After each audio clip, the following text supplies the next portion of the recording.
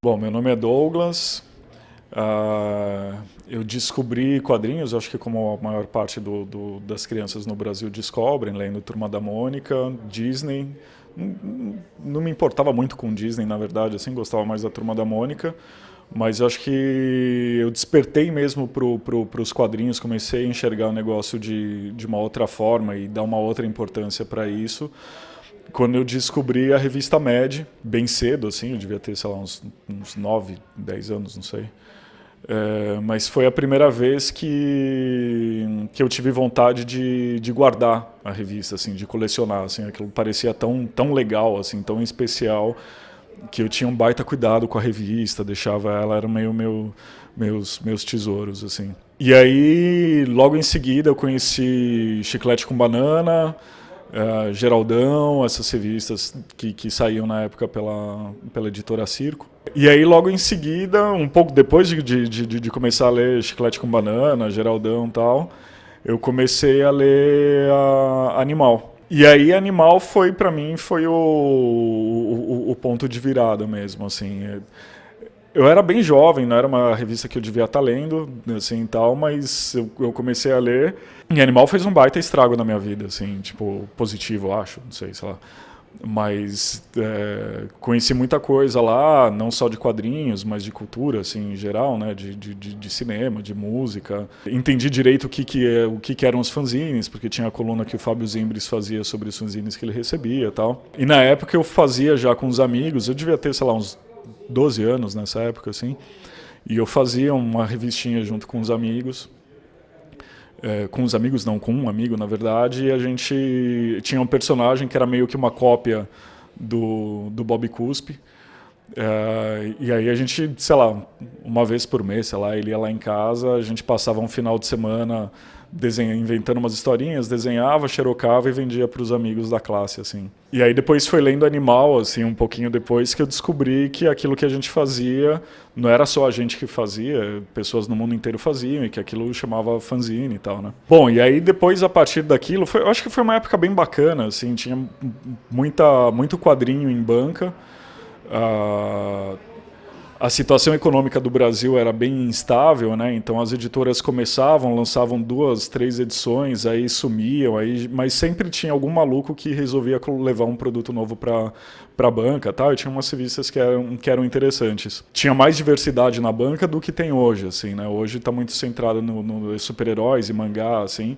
E quadrinho em banca naquela época era uma coisa que você achava tinha muita coisa diferente, incluindo quadrinho nacional, incluindo revistas como Animal, que traziam material europeu. E também foi mais ou menos naquela época que estavam saindo esses quadrinhos, sei lá, tipo Electra Assassina, Orquídea Negra, Batman Ano 1, né? Aí a editora Abril começou a publicar aquela coleção de graphic novel, que era um termo que até então aqui no Brasil nem era usado, assim, né? Então foi uma época interessante, assim.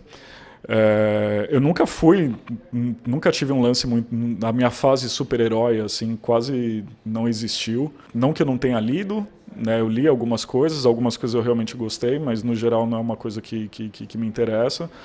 Né? Tanto quanto eu não gostava também nem dos desenhos animados, assim, tal. Eu sempre gostei muito do humor e sempre gostei muito dessas coisas que tem alguma veia mais provocativa, assim, mais tem um tantinho ali de espírito de porco, assim.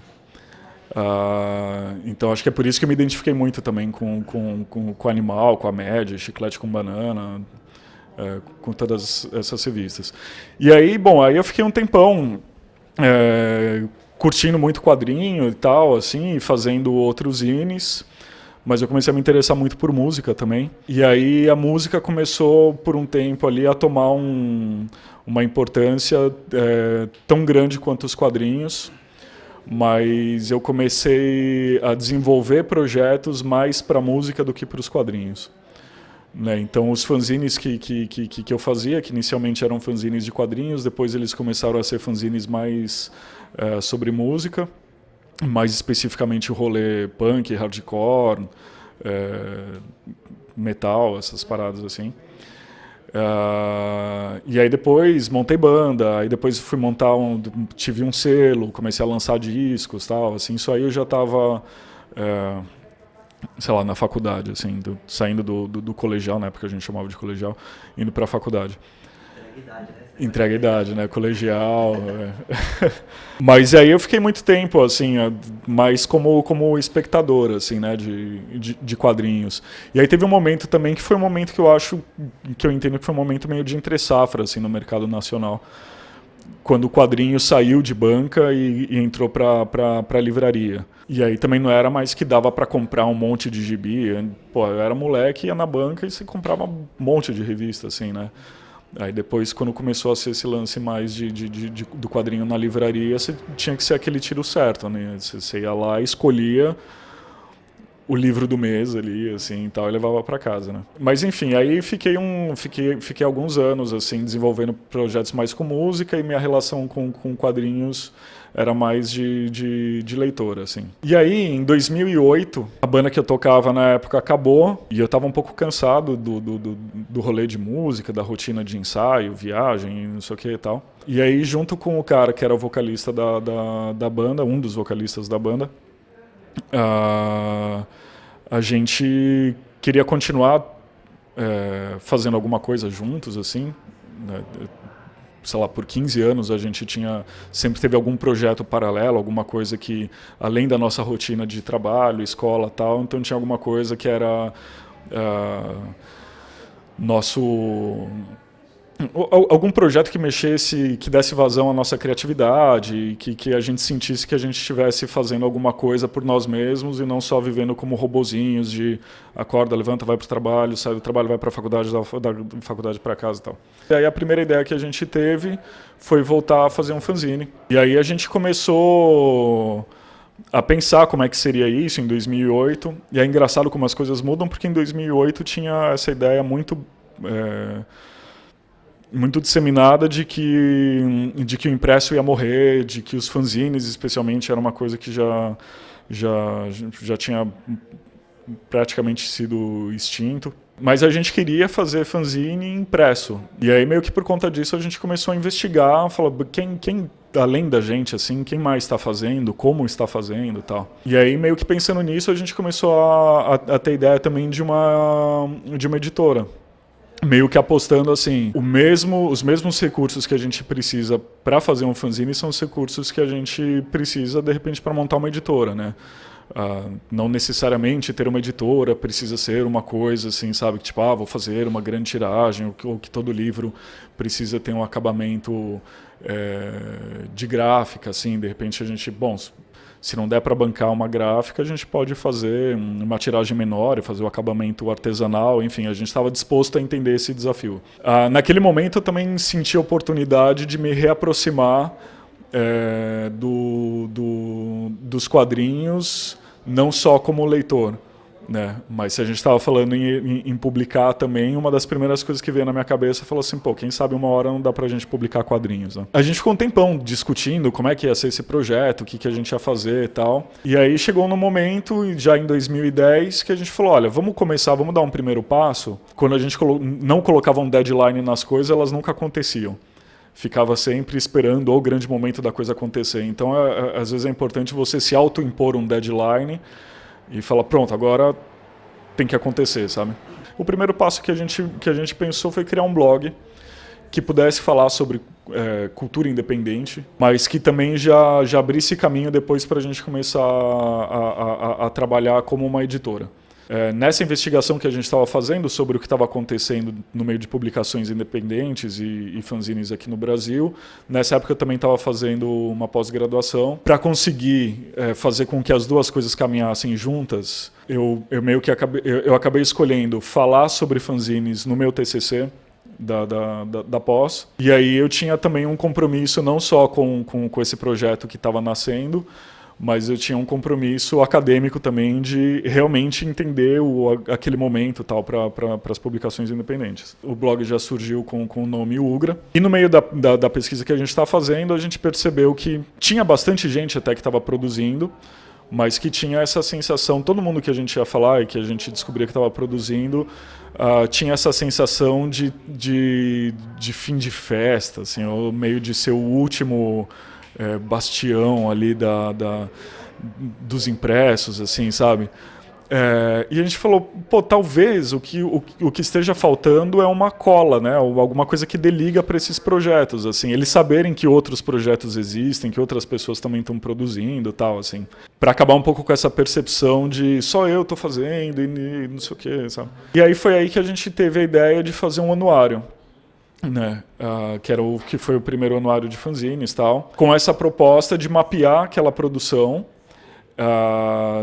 lançar sobre ela também um olhar crítico, né? Então todo o material que a gente colocou no anuário, ele foi lido e resenhado, e a gente queria quebrar um pouco também uma prática que era muito comum no meio alternativo, que era da brodagem, só a brodagem.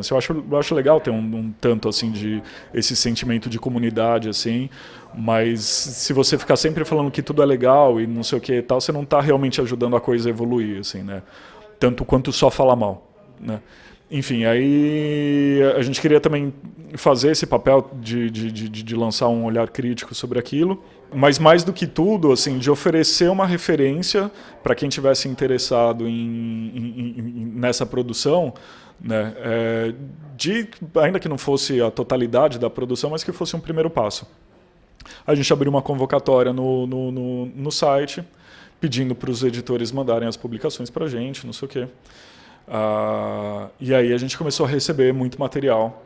A gente recebeu 120 publicações, no momento que o consenso era de que os zines e o impresso estavam morrendo. 120 publicações, parecia que, olha, eu acho que a gente tem um sinal na direção oposta aqui, né? Aí no início de 2011 a gente lançou o primeiro anuário, que foi o primeiro passo da Ugra como editora.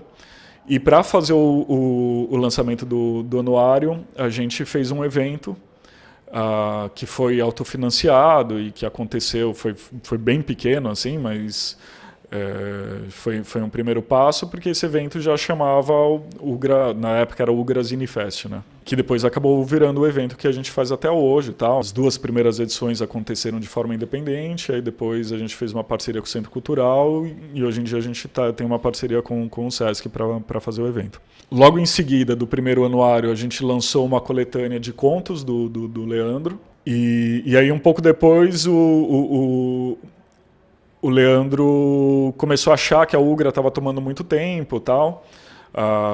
Não era exatamente, ele não estava interessado em ter um projeto que absorvesse, que cobrasse tanto dele.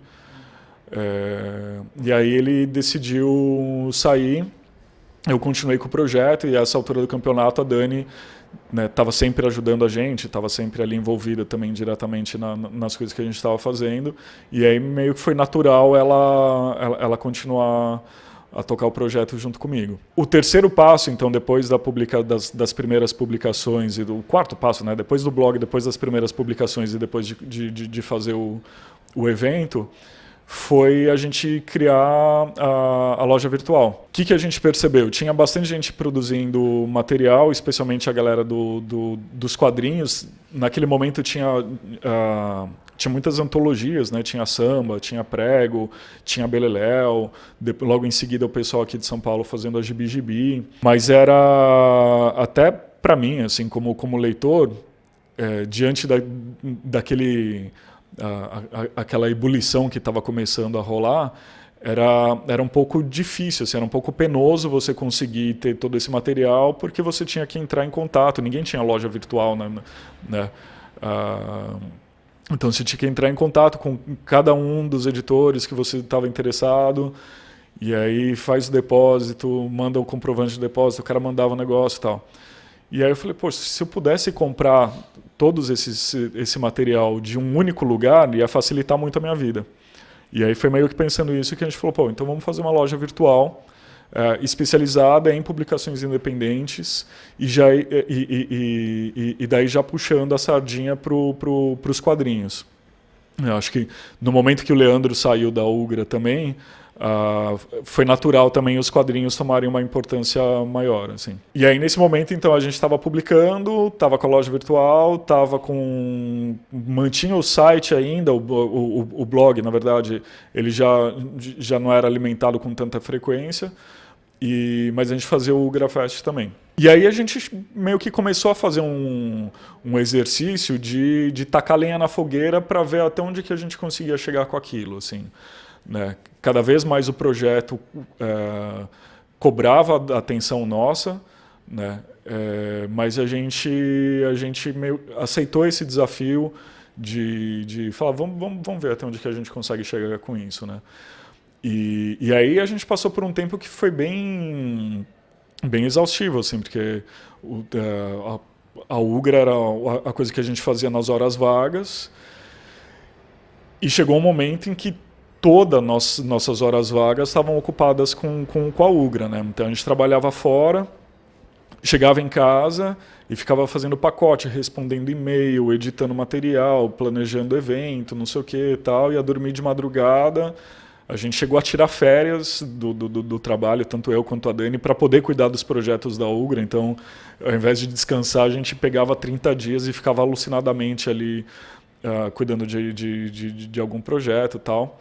Mas foi uma coisa que a gente realmente quis fazer para criar esse momento de falar assim, tá, e agora? Né? Em 2014, a Dani conseguiu a demissão dela, do trabalho que ela tinha.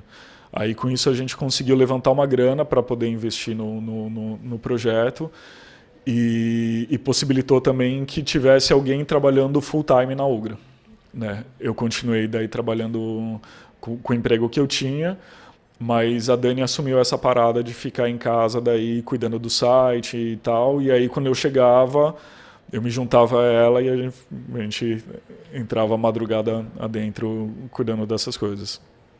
Só que daí, mesmo assim, depois chegou um momento que também já estava pesando demais para mim. Assim, eu fiquei, sei lá, um ano dormindo 4 horas por dia. Assim, foi meio maluco, assim.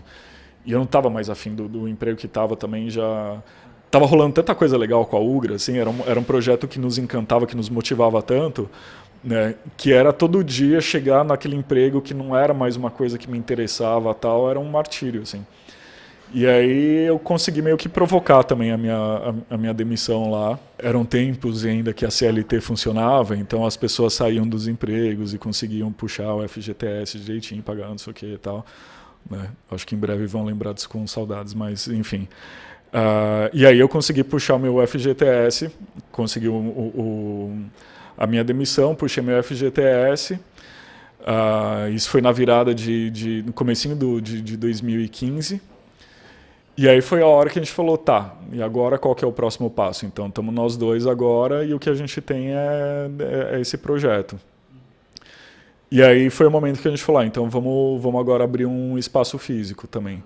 Né? Porque já tinha um interesse, assim, a gente participava de muitos eventos, tal, montava a banquinha da Ugra, tal, e aí sempre aparecia, né, a galera que costumava já comprar com a gente, falava assim, pô, tá na hora de abrir uma lojinha, não sei o quê. E às vezes até ir para os eventos ficava difícil porque o catálogo já estava muito grande para caber numa mesa de 1 metro por 70 centímetros, assim.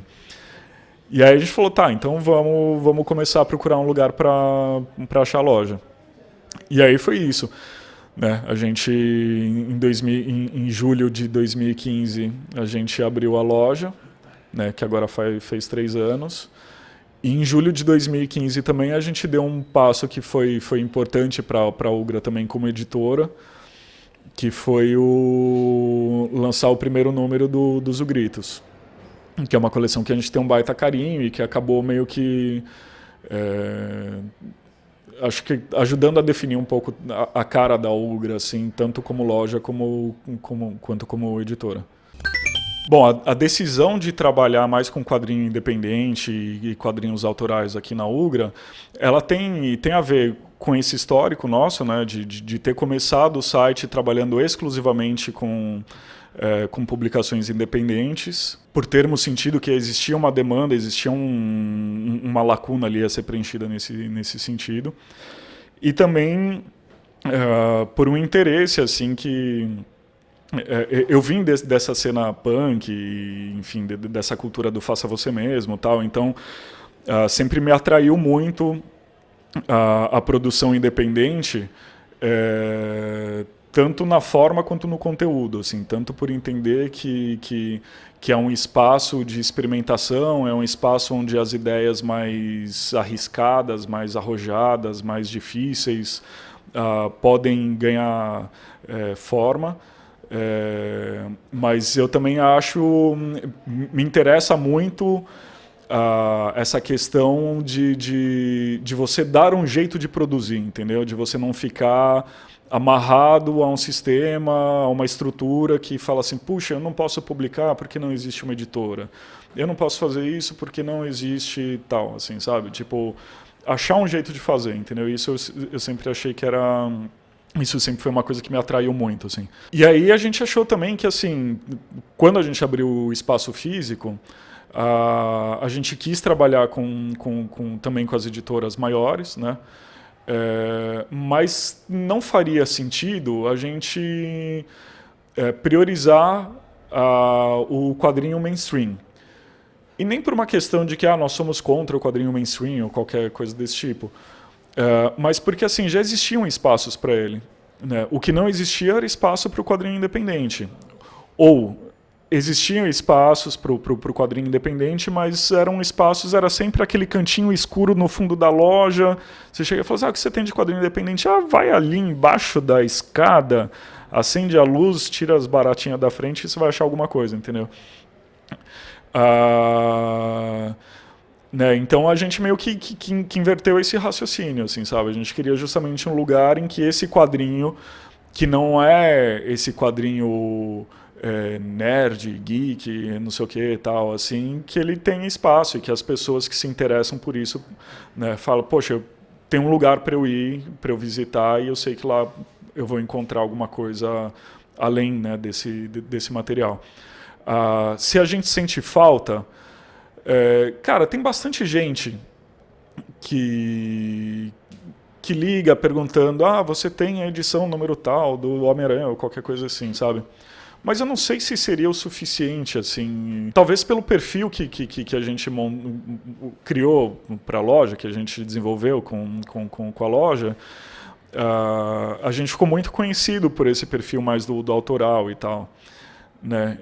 Se a gente quisesse, nessa altura do campeonato, trabalhar com esse quadrinho mainstream, a gente ia ter que fazer um trabalho no sentido contrário, assim, sabe? E tem uma terceira questão também, assim, quem já veio aqui na loja sabe que assim, a loja tem um tamanho ok, mas ela não é uma loja muito grande. E essa produção de quadrinho mainstream, os mangás, o material da Marvel, DC, tudo isso e tal, é muita coisa, são muitos títulos, né? Então eu teria que abrir espaço aqui, eu ia ter que tirar alguma coisa daqui para colocar isso. E isso é uma coisa que a gente não quer fazer. Se em algum momento a gente for para um espaço maior e tal, é até possível que a gente fala, bom, então agora é hora da gente trazer esse material também, entendeu?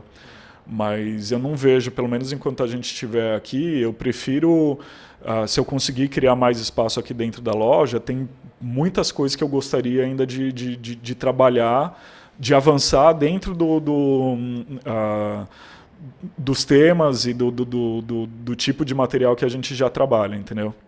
Então, realmente não seria prioridade esse material desse quadrinho mainstream. Assim. Douglas, a gente vê que na grande mídia e às vezes até mesmo nesse meio de quadrinhos que a gente está, existe muito uma associação de quadrinho a nerd, a coisa de nerd, a coisa de geek. O que tu acha disso tudo? Cara, eu acho que... Eu não vou ser exagerado ao ponto de falar que isso é o desastre do mercado de quadrinhos, mas eu acho que não está muito longe disso também. Né?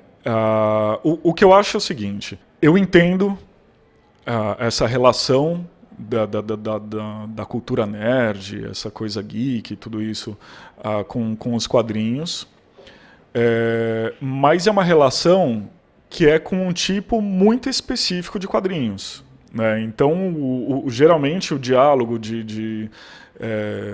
o que a gente entende como cultura nerd, cultura pop, sei lá, tem vários nomes para isso, mas o quadrinho, justamente o quadrinho mainstream que a gente estava falando, que é essa coisa dos super-heróis, de alguns tipos de mangá e tal.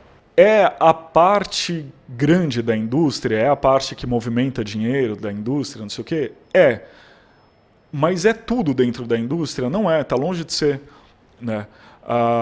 E o que eu acho é que, assim, sempre que a gente reforça, sempre que é reforçado essa questão do quadrinho como um elemento da cultura nerd, né? Como se ele tivesse...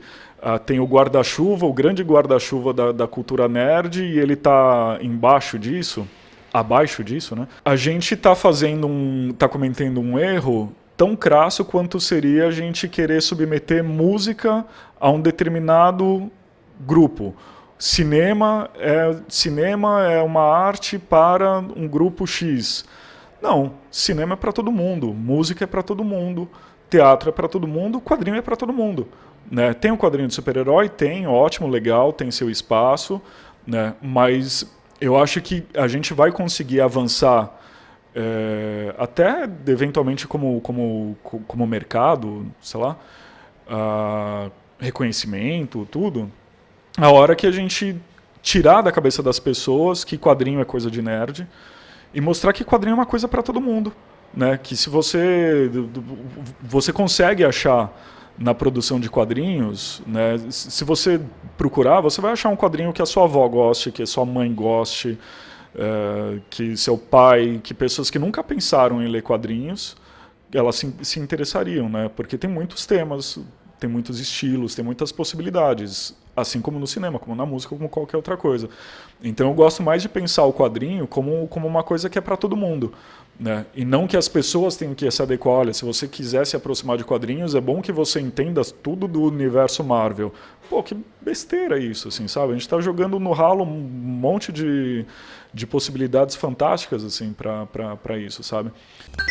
Douglas, eu queria te perguntar o seguinte: como é que tu vê o atual cenário dos quadrinhos brasileiros? A gente está vivendo um grande momento, ou é só mais um dos grandes momentos que a gente viveu recentemente? O que tu acha? O que tu pode falar sobre o atual momento do quadrinho nacional? Cara, eu acho que a gente está vivendo um grande momento. Eu acho, para mim, é muito claro que é um momento diferente do que a gente já teve, e diferente num sentido muito bom. Eu acho que tem uma efervescência, né? Tem muita gente produzindo. Eu acho que que isso também tem um efeito multiplicador, né? Eu já brinquei algumas vezes que o quadrinho ele tem um pouco do efeito punk rock, assim, sabe? Aquela coisa quando você é moleque, vai num showzinho da banda punk dos amigos ali, e aí você descobre que, cara, dá pra fazer música com 3 acordes e um equipamento meio chumbrega ali e tal, assim, sabe?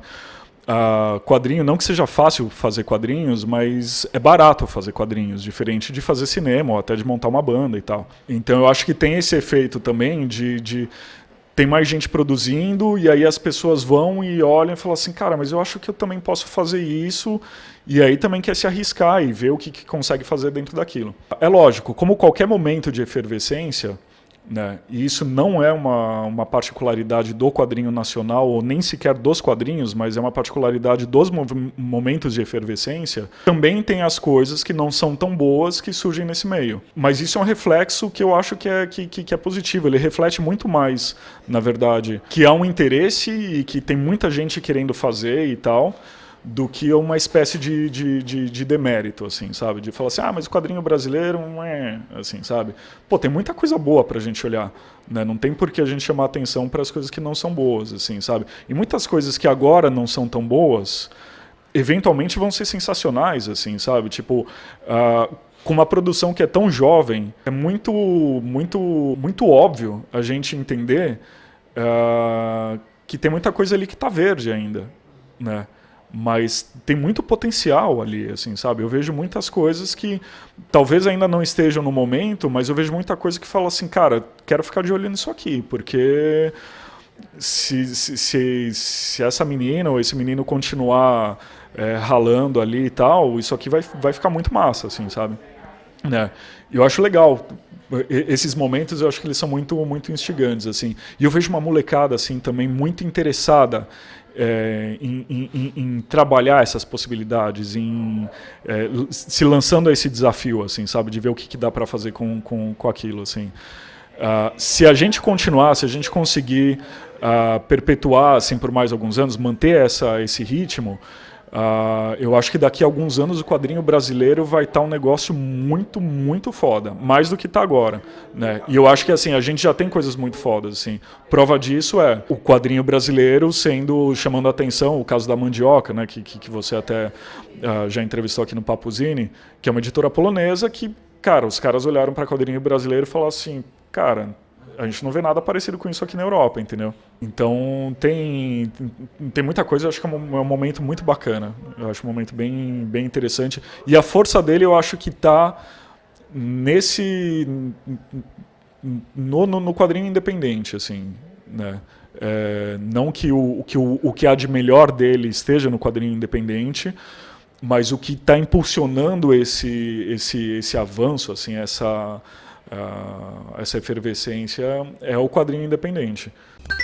Como que uma loja como a Ugra sobrevive nesse mercado de mega stores, em particular a Amazon, que eu acho que é a que domina hoje em dia aqui no Brasil? Como é que uma loja como a Ugra consegue sobreviver nesse mercado? E eu queria que também tu falasse um pouco em relação a preços dos quadrinhos. Vocês aqui na Ugra vendem os quadrinhos caros demais? Como é que funciona isso? Eu tenho certeza que tu já deve ter, enfim, recebido mensagens e discutido sobre isso com muita gente. Queria que tu falasse um pouco sobre tudo isso. Como a gente sobrevive? Essa é uma pergunta que às vezes a gente se faz também. Eu não sei dizer, eu não posso falar pelas outras livrarias. No caso específico da Ugra, eu acho que a gente teve sorte com algumas coisas que a princípio pareciam que poderiam ser justamente os pontos questionáveis do projeto que a gente tinha e que no final talvez viraram os nossos pontos fortes, assim, né? Então a gente apostou numa produção que não é uma produção exatamente que está nas mega stores. A gente desde o começo pensou a loja não só como um ponto de venda, né, mas era muito importante para a gente, até pelo trabalho que a gente já vinha fazendo com a editora, com o Grafest e tal, era muito importante que um ponto físico da Ugra pudesse também ser um ponto de fomentação, de reflexão, de troca de ideias e tal. E isso são coisas que uma mega store não consegue. Assim, uma loja online também, ela tem seus limites nisso, né? Então eu acho que assim, caminhamos até aqui em grande parte porque as coisas que falavam pra gente que era meio loucura quando a gente começou acabaram sendo talvez os nossos diferenciais. De qualquer forma, assim, a Amazon é um monstro que ninguém sai ileso dele, né? Isso é uma questão que eu acho que é bastante claro. Eu consigo entender a necessidade das editoras hoje de trabalharem com a Amazon. Eu acho que é um risco muito grande quando as editoras decidem priorizar a Amazon. Primeiro porque a Amazon é um negócio muito arriscado. Quem acompanha a história da empresa vê que o modelo de negócios dele é uma coisa muito maluca, assim. Eles perdem muito dinheiro, eles fecham no prejuízo, depois eles vão lá para cima, tal. É um gráfico muito inconstante, assim. E eles já falaram diversas vezes, está documentado, tal, assim, né, que o lucro não é uma prioridade da empresa até agora. Isso aqui na Amazon Brasil, isso é uma coisa que é muito clara. Ok, precisa estar lá, uma editora, não sei o que e tal. Você acha que precisa? Vai lá, ok. Assim, a gente sabe de casos de editoras que realmente conseguiram dar um novo fôlego a partir do momento que começaram a trabalhar com a Amazon. Mas eu acho que... E nem digo isso só para puxar a sardinha para o meu lado, mas eu acho muito arriscado apostar suas fichas só nisso. Né? Ninguém sabe o que vai ser esse modelo da Amazon daqui 5, 10 anos. Tanto se ele der certo, quanto se ele der errado. Né? Se ele der certo, a tendência da Amazon é uma empresa que busca claramente o monopólio. Né? Eles não querem participar do mercado, eles querem ser o mercado. Né? Eu não acho que nenhuma pessoa, editor, leitor, em qualquer ponto da cadeia, possa achar que monopólio é uma coisa positiva. Né? E também ninguém pode ser ingênuo de achar que uma vez que o monopólio esteja instaurado, estabelecido, que as regras vão continuar, serão as mesmas. Né? Então, hoje, para alguns casos, tal, as pessoas podem falar, mas é tão bom, não sei o que e tal. Beleza, só tenta imaginar qual que é o monstrinho que você está alimentando. Né? E se ele vai ser tão bonitinho a hora que ele chegar onde ele quer chegar. Né? Onde ele claramente está sinalizando que é para onde ele vai. Entendeu? Eu acho que para os quadrinhos independentes, a Amazon gera... apesar dos quadrinhos independentes não estarem lá, e espero que continuem não estando lá, a Amazon gera um problema que é... Assim, a questão dos preços na Amazon, ela gera várias distorções. Né? E eu consigo entender muito quando eu vejo os leitores confusos com esses pontos, porque, óbvio, eu também não sei, quando eu compro uma garrafa de leite, eu não sei qual que é o cálculo que se faz para chegar no valor daquilo. Né? Quando eu só comprava quadrinhos, eu também não tinha uma noção muito clara de como que isso é precificado, como é que você chega no valor de um gibi. Né? Então, logicamente, se chega alguém vendendo quadrinho por metade do preço, né, é natural que as pessoas comecem a achar, então pode ser vendido pela metade do preço. Né? O que muita gente não sabe é que muitas vezes ele está sendo vendido pela metade do preço no prejuízo. A Amazon pagou mais pelo que por aquele quadrinho, né, do que ela está vendendo. Né? Quando não é isso, é feito muitas vezes as custas de pressionar as editoras, de ficar aliciando, de falar assim, olha, faz uma promoção aqui com a gente que eu acho que a gente consegue não sei o que, De qualquer forma, o efeito disso o que é? Cria uma distorção na cabeça das pessoas, de achar que, então se isso aqui está custando 40, eu que não sou trouxa de pagar mais do que 20, né? Porque a Amazon vende a 20, por que o fulaninho da esquina ali não pode vender? E cria um efeito também que eu acho que está começando a ficar mais claro para as pessoas, que em algum momento o consumidor vai começar a pagar esse desconto. Né? E a conta é muito simples. Imagina que assim, você tem você tinha uma editora, durante toda a sua vida como editora, você deu descontos para as distribuidoras e para os lojistas de 40%, 50%. De repente chega um novo fulano ali, muito poderoso, né? Você sente que você precisa trabalhar com ele, mas para você trabalhar com ele, vez ou outra ele vai chegar para você e falar assim, olha, mas eu vou querer 60, eu vou querer 70. Né? O que você vai fazer? Falar, bom, então se antes ele custava 100, eu vou colocar o preço de capa dele agora a 120, porque daí quando esse novo fulaninho me pedir 20% de desconto, eu tenho de onde tirar.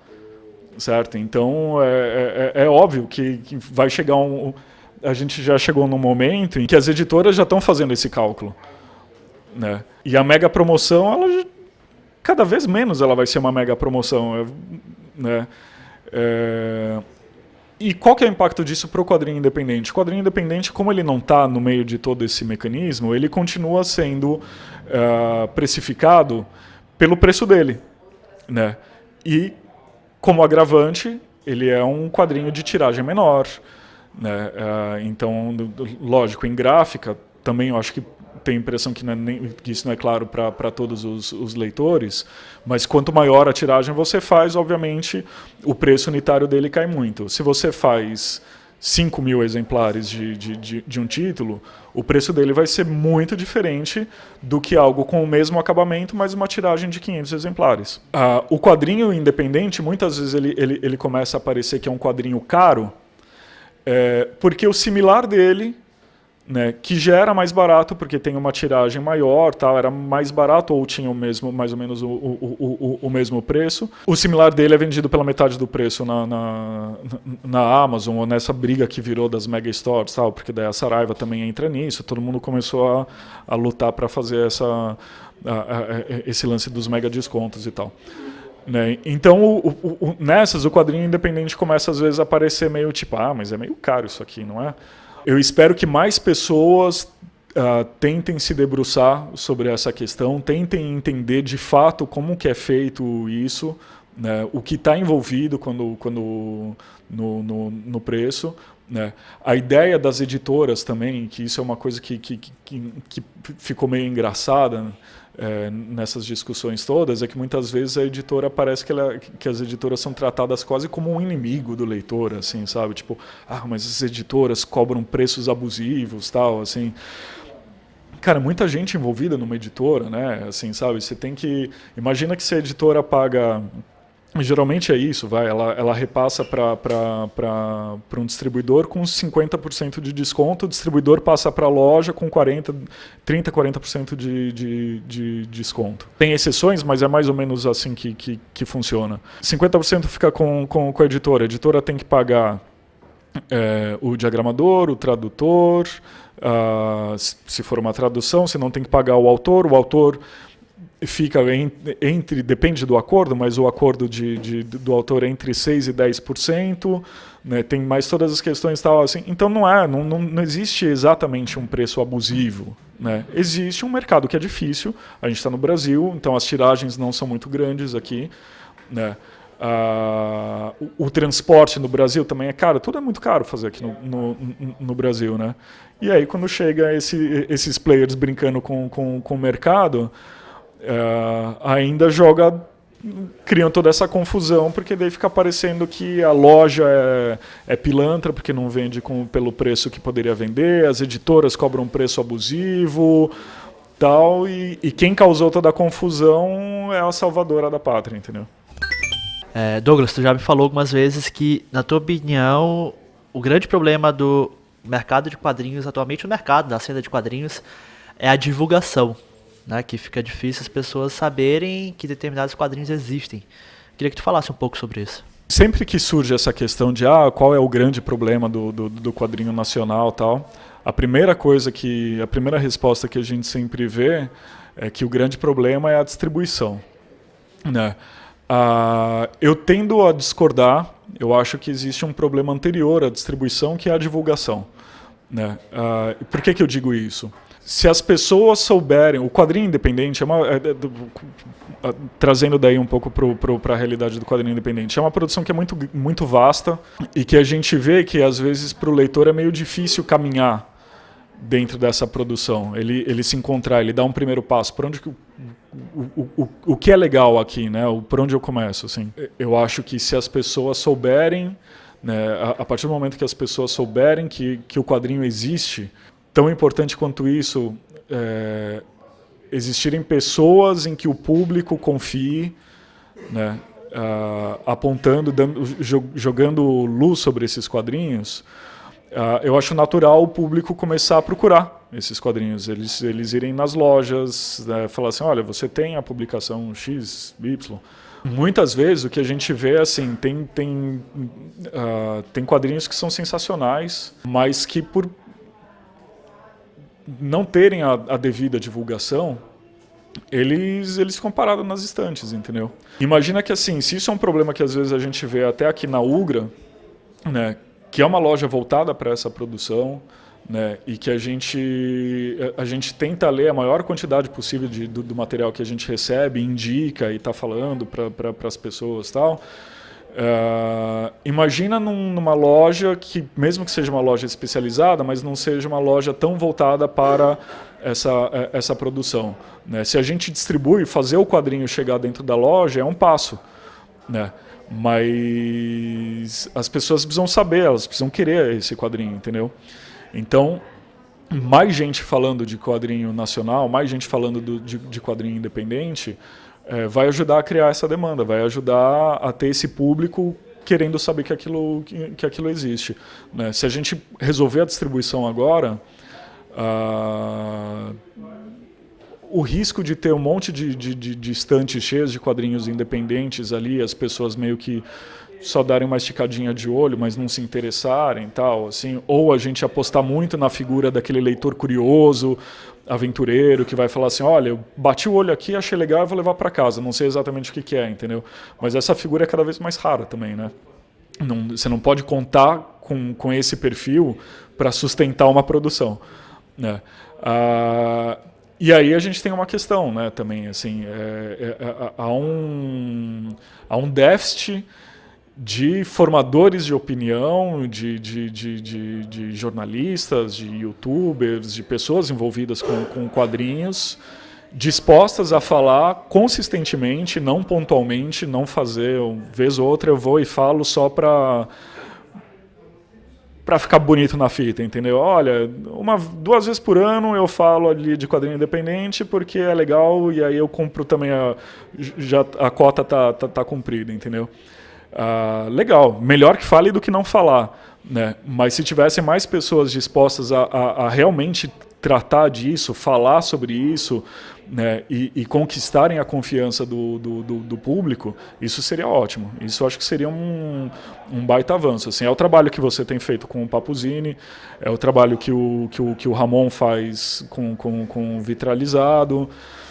Né, agora estão surgindo alguns perfis no Instagram também falando mais sobre isso e tal, mas eu acho que tem bastante espaço ainda, né? Especialmente tem uma constância nessa divulgação. Eu vou tentar falar isso sem parecer agressivo, desculpe, né, se isso soar, né, mas o fato é, os canais de quadrinhos hoje, eles, em termos bem objetivos, eles trabalham para a Amazon. Né? Eu entendo, você manter um canal de quadrinhos e tal é custoso, tem investimento financeiro, tem um investimento de tempo, de produção de conteúdo, tal, tudo isso eu consigo entender. Né? Mas assim, a partir do momento que a Amazon também surge, começa a patrocinar e os canais de quadrinhos ficam muito dependentes de tratar do material, só do material que está à venda na Amazon, porque eles dependem disso para vender, para eles ganharem alguma coisa com o canal deles, o efeito disso pro quadrinho independente é que naquele momento em que ele começava a conquistar mais espaço, ele volta a ficar em segundo plano. Né? Quando começou a surgir essa movimentação, essa relação da Amazon com os canais de quadrinhos e com os sites e com os blogs e tal, foi bem um momento em que o quadrinho independente ele estava sendo mais divulgado, ele estava ganhando espaço ali. É uma produção que é muito grande, assim, sabe? Fingir que isso aqui não existe, né? Fingir que não é nem fingir ou fechar os olhos para isso. É muito louco até você imaginar, assim, sabe? Quando você tem, sei lá, uma CCXP, quando você tem FIC, Bienal de Quadrinhos, sabe? São centenas de lançamentos simultâneos e muitas coisas boas, assim, sabe?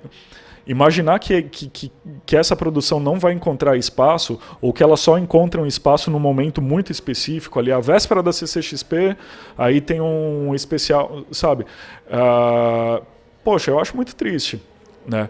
De novo, eu entendo, o cara tem um canal e não sei o que e tal, e a Amazon possibilitou que ele receba uma grana por isso e tal. Tudo isso eu entendo, assim como eu entendo as editoras trabalhando e tal. Né? Agora, eu que trabalho com quadrinho independente todos os dias, conheço os autores e não sei o que e tal, a gente sente o efeito prático disso. Né? E quais são os efeitos práticos disso? No caso da divulgação, as portinhas fecharam.